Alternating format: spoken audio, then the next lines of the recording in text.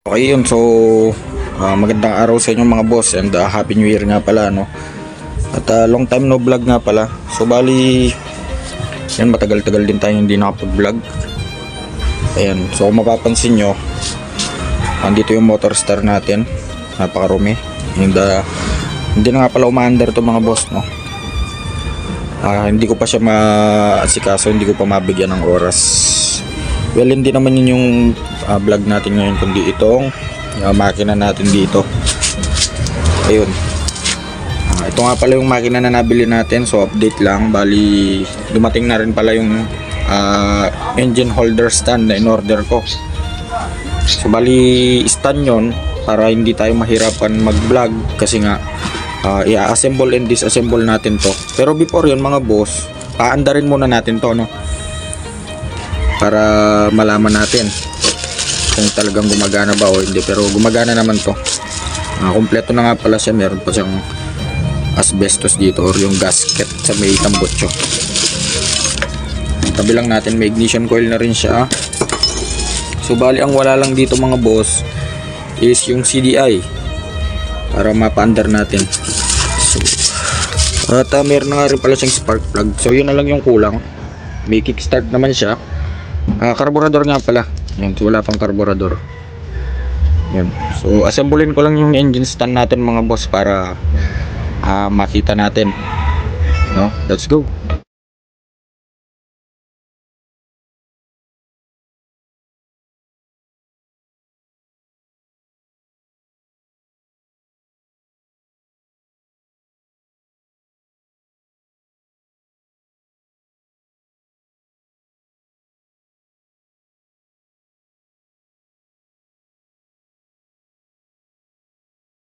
Boss, bali na assemble na natin yung engine stand na binili natin sa Shopee.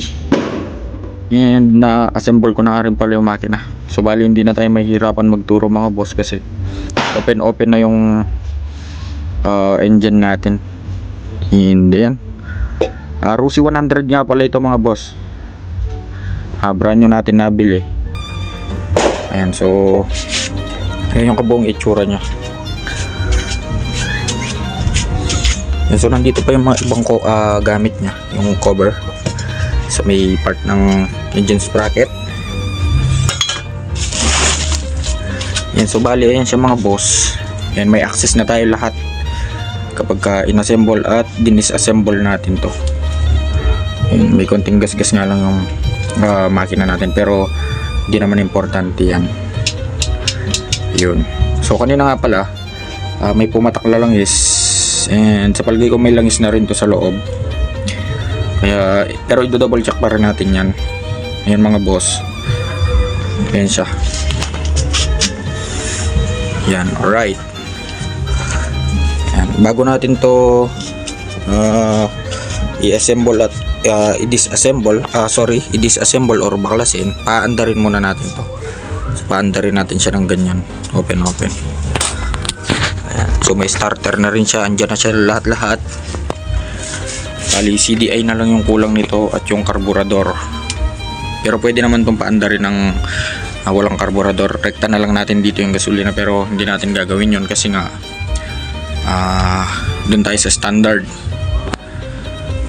Yun, next project natin yung Motorstar SX110 natin na napandar natin to dati. And yun nga, na-stack up lang. Bigla na lang siyang hindi umandar. Yun, na-stack up, napabayaan na lang dyan. May cover naman yan. At yung sa domino switch nga pala mga boss, i-actual din natin yun sa mga susunod with diagram at saka actual mismo. Hawak-hawak na rin. Meron na nga rin pala tayong switch ng ganon, ano. Ayun, abang-abang lang mga boss. At bibili pa nga pala ako ng isang makina, yung ano bang tawag dito, yung nakatayo naman, like TMX 125 ganon, yung sa mga Rusi 125 na declutch.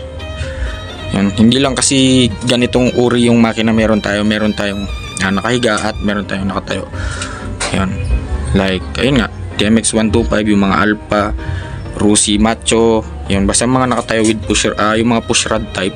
And bibili rin tayo ng makina ng scooter, no, Mio, ganun, kung magkakaroon tayo ng chance, di ba, para makapag tutorial tayo ng maigi at maayos.